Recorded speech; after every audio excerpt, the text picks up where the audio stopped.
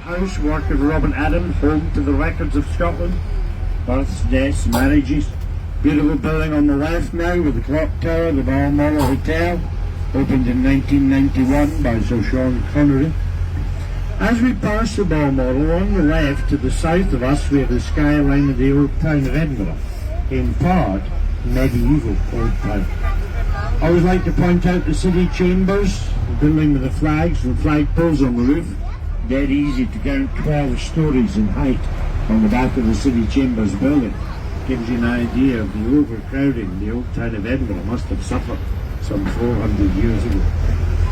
In front of us now, probably the most iconic monument in the city of Edinburgh today, the Scott Monument, often called the Gothic Rocket. It certainly resembles Thunderbird 3. It's one of the tallest monuments to a writer anywhere in the world. It's over 200 feet in height. There are in fact 287 steps to the top of the Scott Monument, and I'm delighted to say that it's open to visitors. Dundas, he's standing on top of the monument. Very contentious figure. He had a number of nicknames: the Great Tyrant, the one I always liked, King Henry IX of Scotland. He was an MP. He was in fact the last British MP to be impeached. He was impeached for misuse of public funds, and although admonished, never served in public office again. The monument, by the way, weighs over 1,500 tons. This beautiful building to the left of us with the Christmas decoration, the Glen Eagles Townhouse, that was the British Linen Bank, and the Grand Hotel just in front of that, that was the National Commercial Bank. A lot of restaurants on the south side of the square now, to the left of us here. Even Gordon Ramsay has his Bread Street restaurant on the south side of St Andrew's Square. Little lane ahead of interest, particularly during the evenings for the youngsters. Now you may have noticed there's a beautiful statue in the centre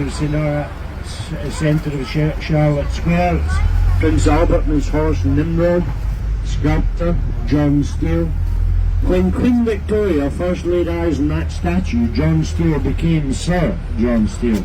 She was so enamoured with the likeness he'd achieved of her late husband, knighted on the spot. Stop 3 on the tour outside Westminster House for the West End at Dean Village, Charlotte Square there. Sir James Young Simpson. The statue's just got an interview up on the left-hand side here. It's about bus height, and nestled into the floor of the valley behind this statue sits St Cuthbert's Church. Actually sits on the oldest grave, only leaving his graveside at 1 o'clock each day when the 1 o'clock gun was fired to go off in search of food. Understandably, Little Dog became a firm favourite with the locals. In fact, the Lord Provost of the day, William Chambers, granted the Little Dog research and teaching of medical issues on a worldwide basis, which I think is incredible. And I think what they've done with the building is amazing, this mix of old and new. The plaza to the left of us there's a 200-seater auditorium under the plaza. Right-hand side of us, what an amazing example of Jacobean architecture, George Heriot's School. George Heriot was a very wealthy individual. He was a goldsmith to King James VI of Scotland. His nickname was Jingling Geordie. He walked around with so much loose